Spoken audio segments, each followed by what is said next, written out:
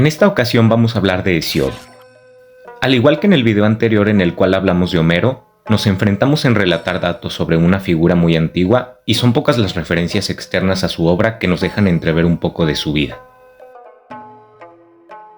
Hesíodo fue un griego de la época arcaica a quien se le adjudican dos obras principales, la Teogonía y los Trabajos y los Días. Ambos escritos forman parte de la más extensa y más antigua colección de poemas y relatos que surgieron en la remota Grecia, aparte de los textos en lineal B, la Ilíada y por supuesto la Odisea de Homero. Para adentrarnos a profundidad en la vida de Hesíodo, tomaremos como referencia el prólogo de José Manuel Villalaz. Lo puedes consultar en la edición de La Porrúa. Curiosamente, las obras de Hesíodo son la fuente más fiable de información para encontrar aspectos de su vida, ya que en ellas surgen pasajes autobiográficos de los que se extrae, por ejemplo, su línea genealógica. Hesíodo nace en Ascra, una aldea ubicada en la región de Beocia, durante finales del siglo VIII o principios del siglo VII a.C. Proviene de un padre que vivía en Cumas, en el Asia Menor, quien se dedicaba a actividades marítimas a lo largo de la Anatolia. Puesto que los recursos que percibía eran escasos, decidió regresar a la Grecia continental y se estableció en Ascra, donde concibió a Hesíodo. El mismo Hesíodo, de hecho, se desenvuelve en un contexto rural. Él mismo se hace llamar en la Teogonía pastor. Se dedicaba a ayudarle a su padre a cuidar la propiedad, allá en el Rancho Grande, allá donde vivía junto con su hermano Perses. Y una vez que el padre falleció, ambos entraron en conflicto por la herencia, siendo que Perses corrompió a los tribunales, ganándose así una mayor parte de bienes que su hermano. Hesíodo nos da cuenta de esta situación en los Trabajos y los Días. En estos cantos da una serie de consejos a su hermano, además de que Perses aparece como un insensato, un holgazán, un injusto, etc. A grandes rasgos es lo que nosotros sabemos sobre la vida de Hesíodo. No obstante, pasó a la historia por su vocación de aedo, aunado a su pastoril oficio, que le da carácter especial a los cantos que nos relata. Incluso podría decirse que el poeta se mueve con ligereza entre el cielo y la tierra. Existe una leyenda que nos cuenta Pausanias en torno a su muerte. Nos dice que Hesíodo fue advertido por un oráculo, el cual le sugería evitar el Nemeón o Nemea, una ciudad antigua del Argólide, situada al este del Peloponeso. Hesíodo se aleja del área y llega a un antiguo lugar llamado Enea o Eantea, también conocido así, una ciudad de los locrios o solios, donde sedujo a una doncella hija de quien le brindara hospedaje. Los hermanos de la hija, utilizando artimañas, llevaron a Hesíodo a un lugar que tenía el mismo nombre, Nemea, y ahí mismo lo asesinaron para arrojar su cadáver al mar. Más tarde, el mito nos cuenta que su cuerpo fue recogido por delfines que lo condujeron hasta Rión y Molicria, el primero situado frente a Eantea, actual Antirrio, y la segunda cercana al estrecho de Rión y también Antirrio. Mientras que los locrios celebraban las fiestas rías. Ellos mismos encontraron a los asesinos y los arrojaron al mar. Se dice que los naucaptenses no dieron la ubicación exacta de los restos de Hesíodo para que los orcómenos no los profanaran. Un fragmento de una obra aristotélica perdida llamada La Constitución de los Orcómenes da una idea mucho más clara sobre el final de Hesíodo. Probablemente muere en Ascra. Esa ciudad posteriormente fue asediada por habitantes de Tespia, y quienes sobrevivieron se llevaron las cenizas de Hesíodo a Orcómenos para que fuesen colocadas al centro del ágora. Pausanias, en su obra Descripción de Grecia, específicamente en el libro 9, nos cuenta algo al respecto del paradero de los restos de Hesíodo, es decir, él se los adjudica a los orcómenos. Nos cuenta lo siguiente: una peste se apoderó de los hombres y del ganado, y enviaron consultores al dios. A estos dicen que la Pitia les respondió que llevasen los huesos de Hesíodo desde la región de Naupacto a la de Orcómeno, y que de otro modo no tenían ningún remedio. Entonces le hicieron otra pregunta: ¿en qué parte de Naupactia los encontrarían? De nuevo la Pitia les dijo que una corneja se lo indicaría. Entonces dicen que, cuando los consultores desembarcaron en tierra, vieron una roca no lejos del camino y el pájaro sobre la roca. Encontraron los huesos de Hesíodo en un agujero de la roca. ¿Cuál era el contexto político, social y cultural en Ascra de aquellos tiempos? Hesíodo, en su obra Los Trabajos y los Días, resalta un modo de vida complejo y señala algunas dificultades para los agricultores de la época. Sobre todo, en el libro segundo muestra una sociedad principalmente rural que se ajustaba a los distintos usos y métodos de trabajo basados en las estaciones del año. Askra era un pequeño poblado agrícola en Beocia y se encontraba en una zona montañosa, lo que complicaba el desarrollo de la agricultura y la economía en general. De hecho, por ser una zona desafiante, dependía de otros centros urbanos más sofisticados como Tebas. Por otro lado, Hesíodo da cuenta de un sistema político, aristocrático y jerárquico en el que los jueces son corrompidos, aparte de que no existe un trato equitativo entre campesinos y el poder político. En general, los poblados de aquella época, pertenecientes al norte del Golfo de Corintio, no pertenecían a un estado centralizado, lo que ocasionaba una falta de cohesión política. Había guerras entre vecinos y la toma de decisiones se llevaba a cabo por un grupo pequeño de pobladores o bien por algún terrateniente en turno. Culturalmente hablando, Askra, así como muchos otros poblados y ciudades de la antigua Grecia, estaban inmersos en la tradición oral de los mitos griegos. Por supuesto, la poesía jugaría un papel imprescindible en la transmisión de conocimientos y valores. La tradición helénica vive con dioses que son un pilar fundamental para dar explicación sobre los fenómenos naturales. El mismo Hesíodo se refiere a Askra como horrible en invierno, penosa en estío y jamás agradable. Anthony T. Edwards, en su libro Hesiod's Askra, realiza un análisis desde una perspectiva interna tanto externa de la relación entre Askra y Tespia. Sugiere que Hesíodo utiliza a Askra como símbolo de una vida dura y rural, lo que la distancia de las élites urbanas, mientras que Tespia es una ciudad de aristócratas.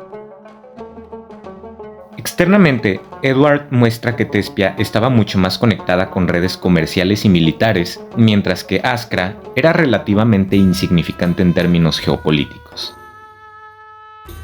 Esteban de Bizancio, un gramático medieval, en su diccionario Ethnica, da una referencia indirecta sobre la disputa suscitada entre Askra y Tespia. Sin embargo, no tenemos mucha información al respecto. Observemos a continuación un resumen de la Teogonía y los trabajos y los días. La Teogonía comienza con un Hesíodo que habla en plural.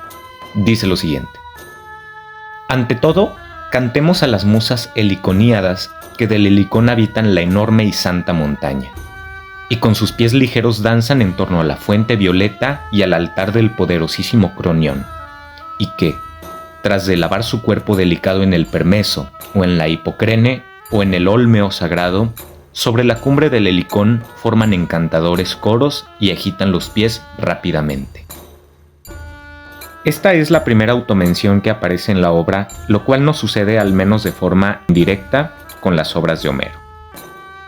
Más adelante en el texto encontramos lo siguiente: hablaron así las hijas veraces del gran Zeus, y me dieron como báculo pastoril una rama de verde laurel admirable de coger, y me inspiraron una voz divina, con objeto de que pudiese yo decir las cosas pasadas y futuras, y me ordenaron que cantase a la raza de los dichosos inmortales y a ellas mismas, que cantara siempre desde el principio hasta el fin. El olivo, aparte de representar la paz, también está asociado con la diosa Atenea, que se rige por el principio de sabiduría y buen juicio, ambos aplicados a la obra hesiódica. A partir de aquí mencionaremos el orden genealógico según la obra. El poema comienza con la aparición de las primeras entidades a partir del caos, que representa un estado de vacío y desorden. De caos surgen Gea, la tierra madre de todas las cosas; el Tártaro, un abismo profundo debajo de la tierra; Eros, dios del amor y de la fuerza de atracción que impulsa la creación; Erebo, la oscuridad profunda que rodea al Tártaro; Nix, la noche que junto a Erebo engendra a Hémera, el día, y a Éter, la luz superior. Los primeros dioses y las generaciones divinas. Gea, sin intervención de nadie, da luz a Urano, el cielo estrellado, y lo convierte en su pareja. Juntos, Gea y Urano generan a los siguientes descendientes: Número 1. Los titanes, que son una generación de 12 deidades primordiales, entre los que destacan Cronos, que es el más joven quien eventualmente desafiaría a Urano, Rea, hermana y esposa de Cronos, los cíclopes, que son seres gigantes de un solo ojo, y los hecatónquiros, gigantes con 100 brazos y 50 cabezas. Urano, temiendo el poder de sus hijos, los encierra en el Tártaro, lo que provoca el resentimiento de Gea. Esta conspira con su hijo Cronos, quien castra a Urano con una hoz, separando el cielo de la tierra y tomando el control del universo. De la castración nace Afrodita, diosa de la belleza. Ahora hablaremos del reinado de Cronos y la titanomaquia. Tras derrocar a Urano, Cronos toma el poder y se casa con su hermana Rea. Sin embargo, debido a una profecía de que sería destronado por uno de sus hijos, Cronos comienza a devorar a sus hijos recién nacidos, entre ellos Hestia, Deméter, Hera, Ares y Poseidón. Sin embargo, Rea, angustiada, oculta a su último hijo Zeus y engaña a Cronos, dándole una piedra envuelta en mantillas para que se la comiera. Cuando Zeus crece, desafía a su padre. Con la ayuda de Metis, que es la sabiduría personificada, hace que Cronos vomite a sus hermanos. Luego de esto, Zeus libera a los cíclopes y a los hecatónquiros del Tártaro, quienes se unen a él en la lucha con los titanes. La titanomaquia se puede resumir en que es la guerra entre Zeus y sus hermanos contra los titanes liderados por Cronos. Establecimiento del orden olímpico. Tras la victoria, Zeus y sus hermanos se reparten el dominio del cosmos. Zeus se convierte en el rey de los dioses y el señor del cielo. Poseidón recibe el control del mar y por último Hades se convierte en el gobernante del inframundo. Desafío de los gigantes y Tifón. Después de la titanomaquia, los olímpicos enfrentan nuevas amenazas. Gea, enojada por el encarcelamiento de los titanes, da a luz a los gigantes, quienes también desafían a Zeus, pero son derrotadas en la gigantomaquia. La última y más poderosa amenaza es Tifón, un monstruo gigantesco engendrado por Gea y Tártaro, con serpientes en lugar de piernas y una fuerza descomunal. Tras una lucha, Zeus finalmente derrota a Tifón y lo encierra bajo el monte Etna, asegurando su supremacía. La creación de la humanidad. En la Teogonía, Hesiodo menciona brevemente a Prometeo, un titán que juega un papel clave en la relación entre los dioses y humanos. Prometeo engaña a Zeus durante el sacrificio de la humanidad, lo que provoca la ira del dios. Como castigo, Zeus retira el fuego de los humanos, pero Prometeo lo roba y se lo devuelve a la humanidad. En venganza, Zeus crea a Pandora, la primera mujer, como un regalo envenenado para los hombres. Pandora lleva consigo una caja o una vasija que, al ser abierta, libera todos los males del mundo, dejando solamente la esperanza al interior. Principales deidades mencionadas en la Teogonía. A lo largo del poema podemos encontrar una gran cantidad de dioses y seres mitológicos, entre los que destacan Zeus, rey de los dioses, señor del cielo y de la justicia. Hera, hermana y esposa de Zeus, diosa del matrimonio y la familia. Poseidón, dios del mar, los terremotos y los caballos. Deméter, diosa de la agricultura y la fertilidad. Hestia, diosa del hogar y del fuego del hogar. Apolo, dios de la luz, la música, la profecía y la medicina. Artemisa, diosa de la caza y la naturaleza. Atenea, diosa de la sabiduría, la guerra y la estrategia. Afrodita, diosa del amor y la belleza. Ares, dios de la guerra. Hermes, mensajero de los dioses, dios de los viajeros y ladrones. Hefesto, dios del fuego y la forja. Legado de la Teogonía. La Teogonía no solo narra los orígenes del cosmos, sino que también establece el orden cósmico y moral que rige el mundo de los hombres y de los dioses. A través del relato, la victoria de Zeus y los olímpicos, Hesiodo nos presenta un mundo en donde el caos es reemplazado por un sistema de justicia y autoridad, con Zeus como el árbitro supremo.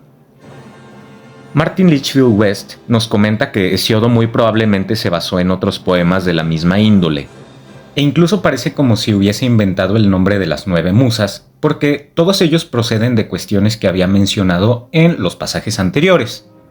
Por otro lado, dentro de la lista de dioses que nos ofrece Hesiodo, para el último tercio del siglo VIII después de Cristo, ya existía un culto, algunos altares, o al menos algunos sacerdotes que ya rendían tributo a diversas deidades que tienen un origen probablemente babilónico.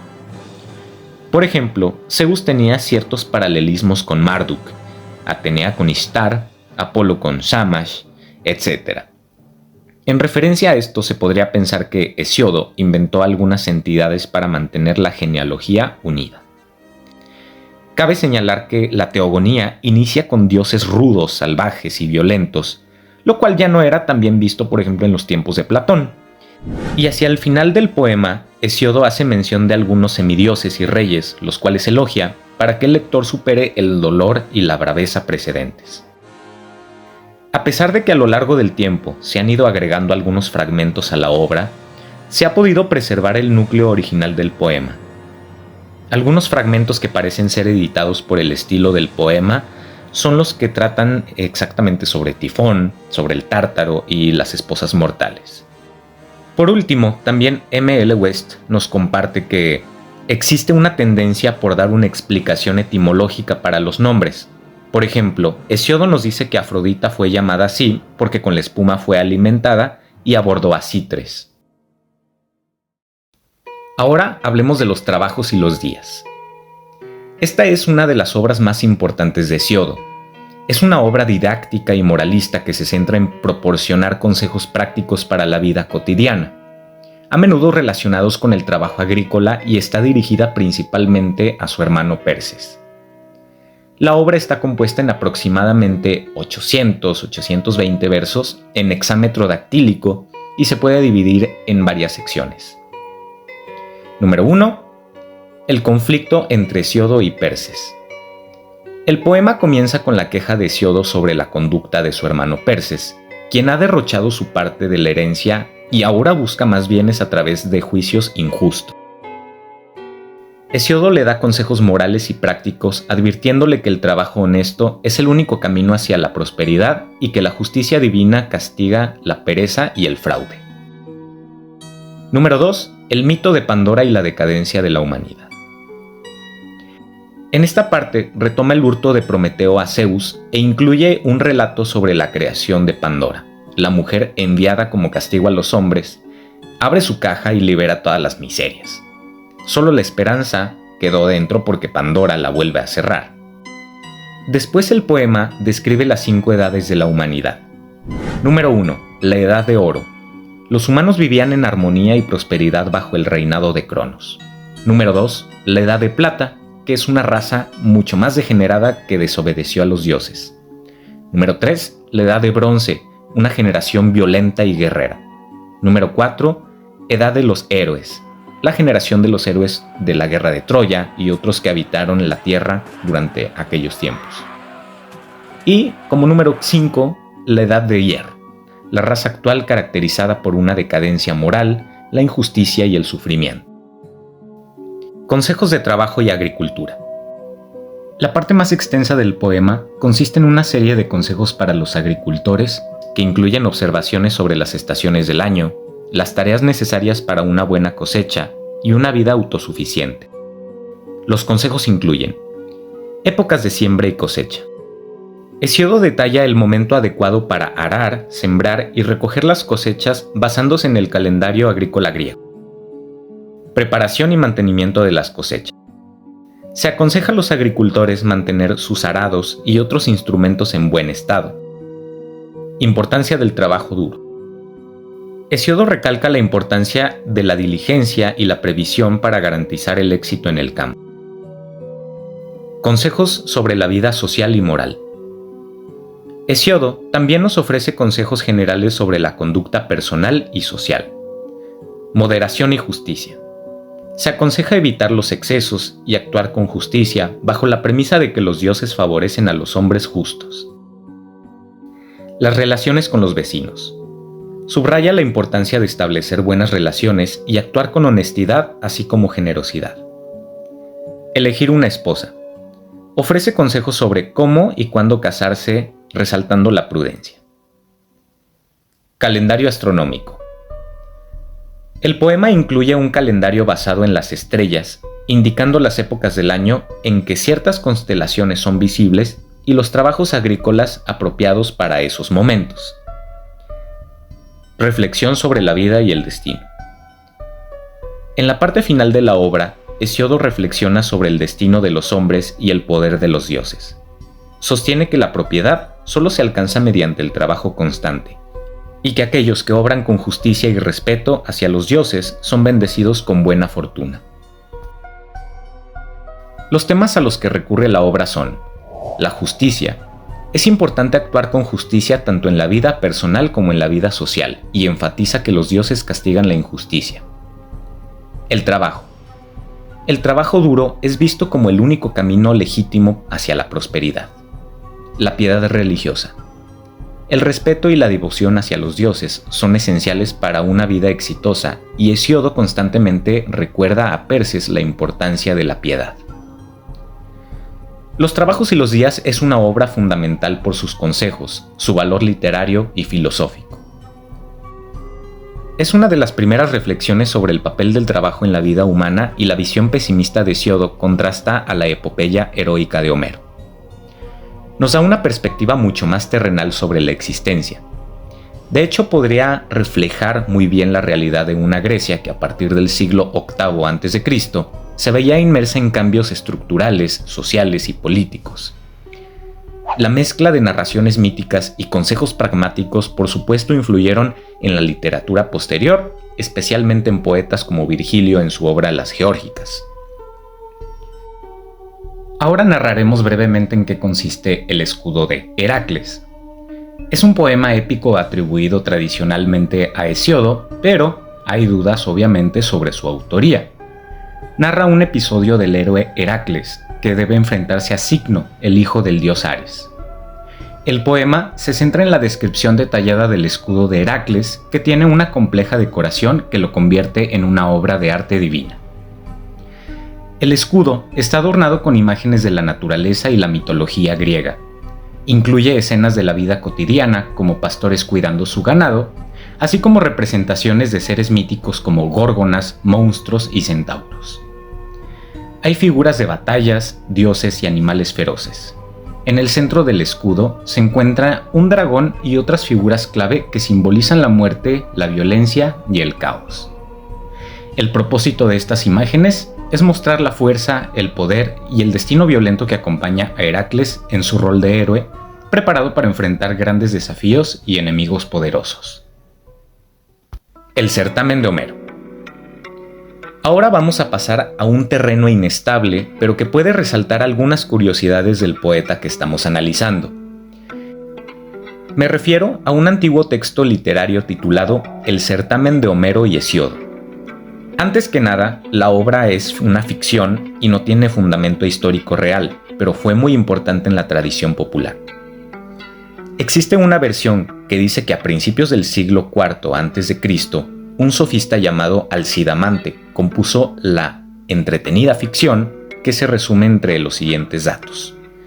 En el relato, Homero y Hesíodo son llamados a competir en un certamen poético por el rey Anfidamante en Calcis Eubea con motivo de su funeral. Cada uno tenía que recitar versos y responder al otro en una especie de duelo verbal. Temas principales de la competencia. Homero recita versos épicos extraídos principalmente de la Ilíada y la Odisea, con un enfoque en la gloria de la guerra y las hazañas heroicas.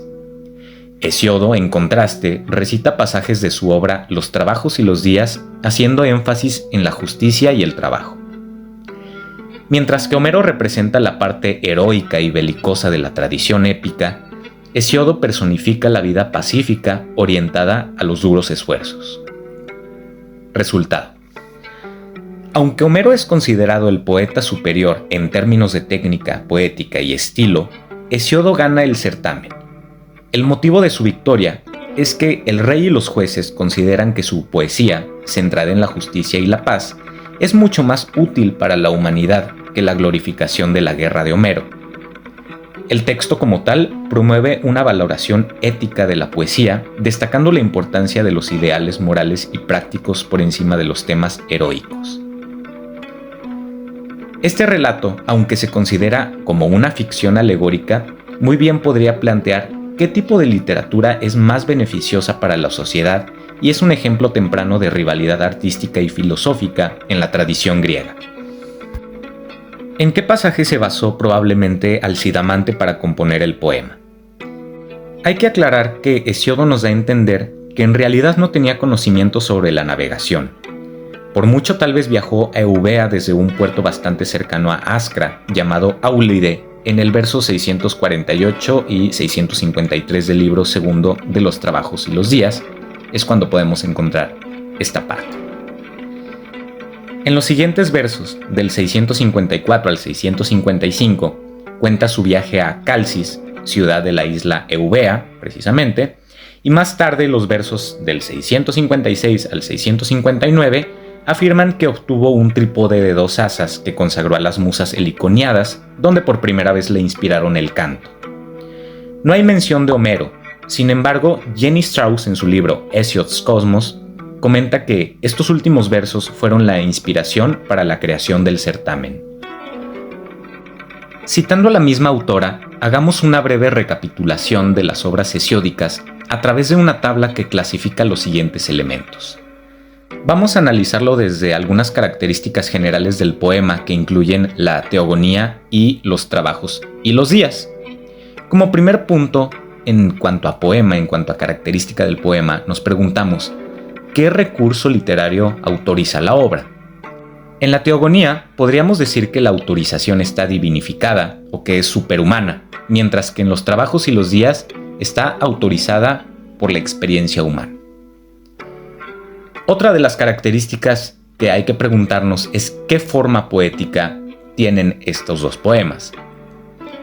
Número 1. La teogonía muestra características de que es honorífica o de que tiene esa índole de ser un himno, mientras que los trabajos y los días son oraciones que van dirigidas hacia divinidades y hombres. En tercer lugar, ¿cuáles temas son los que están centralizados dentro de estos poemas? Tenemos en la teogonía, por un lado, la génesis de los dioses y el orden de Zeus también, y en los trabajos y los días podemos describir una vida humana dentro de las órdenes de Zeus. Como cuarto punto, el registro que presentan este tipo de poemas, es decir, en la teogonía lo podríamos describir como celebrativo, mientras que los trabajos y los días son no celebrativos, tal como es dicho. Como quinto punto, la afirmación de verdad. En la teogonía encontramos una mezcla de verdades y mentiras entre los dioses, mientras que en los trabajos y los días las cosas son tal cual como son. Como sexto punto, ¿qué regalos emblemáticos están dentro de las poesías? Uno de los regalos principales que nosotros podemos notar en la teogonía es precisamente en el intro, en la introducción, que es un canto inspirado por las musas. En cambio, en los trabajos y los días, es la elocuencia la que está inspirada por las musas. Esos son los regalos emblemáticos que les brindan a los autores. ¿Qué rol juega el poeta? En la teogonía es sirviente de las musas, es un aedo. Y por otro lado, en los trabajos y los días es sustituto del rey honrado por las musas. La función de los poemas, en el caso de la teogonía, es el placer, la diversión que deviene del dolor humano y el olvido de la condición humana. Por otro lado, los trabajos y los días resuelven disputas, buscan aliviar el dolor humano y recuerdan la condición humana. Otras consideraciones que se pueden comentar acerca de Hesíodo es que mientras que en la teogonía parte diciendo que los pastores saben decir verosímiles ficciones, pero que cuando les place saben ensalzar la verdad como asumiendo que es un mortal que en un dado momento podría equivocarse al hacer algunas declaraciones, en los trabajos y los días comenta que le dirá a Perses unas cuantas verdades, como insinuando mayor seguridad en sus declaraciones por los terrenales que son. ¿Cómo han llegado sus obras hasta nuestros días? Tomaremos como referencia algunos comentarios expuestos por Aurelio Pérez Jiménez y Alfonso Martínez Díez en la introducción a las obras y fragmentos de Hesíodo. Entre el siglo VIII y siglo IV a.C., los textos hesiódicos, incluidos la Teogonía y otras obras que le son atribuidas como el Catálogo de las Mujeres, el Escudo de Heracles, entre otros, circularon en la antigua Grecia como grandes poemas, frutos de añadidos y refinamientos abundantes. Así como sucede con los poemas homéricos, es posible que en la época de Pisístrato hubo intervención en los textos, sobre todo en el siglo V y siglo IV a.C. Hesíodo fue leído e imitado en Atenas hasta que fue cuidado en Alejandría. Existen referencias sobre una crítica realizada por Zenódoto de Éfeso sobre la Teogonía, y Apolinio de Rodas se pronunciaba a favor de la autoría de Hesíodo sobre el Escudo de Heracles, mientras que Aristófanes de Bizancio en contra. Por otro lado, Eratóstenes sitúa a Homero anterior a Hesíodo. A partir del siglo II, Aristarco siguió puliendo los proemios de la Teogonía y los trabajos. Durante el periodo romano, el texto de Hesíodo se difundió a gran escala y la evidencia se encuentra en los fragmentos papiráceos de la época. Fueron 5 o 6 siglos en los que se puede analizar la calidad del texto, arrojando resultados mucho más favorables a la hora de compararlos con la disparidad de los manuscritos medievales y renacentistas.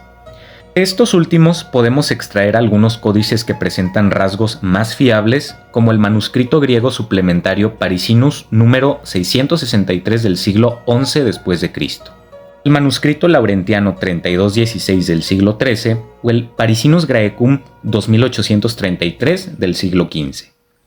A partir del Renacimiento encontramos ediciones como Teogonía, Trabajos, Escudo, del veneciano Aldo en 1495, ya estamos hablando de tiempos después de la imprenta, o Purinus de Basilea en 1544 y muchos más. Para mayores detalles puedes consultar la introducción de obras y fragmentos del editorial Gredos. Las ediciones de la obra hesiódica que utilizamos hasta nuestros días devienen de una edición mayor lanzada por Alois Rissac en 1902, pasando por las ediciones de Mason y las de Merkelbach y West.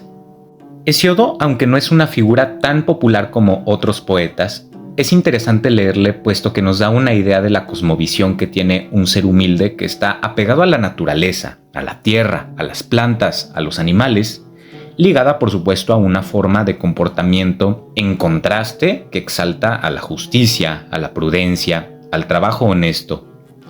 Si existió, tal vez fue un hombre de preceptos virtuosos dentro de un entorno rústico y campestre.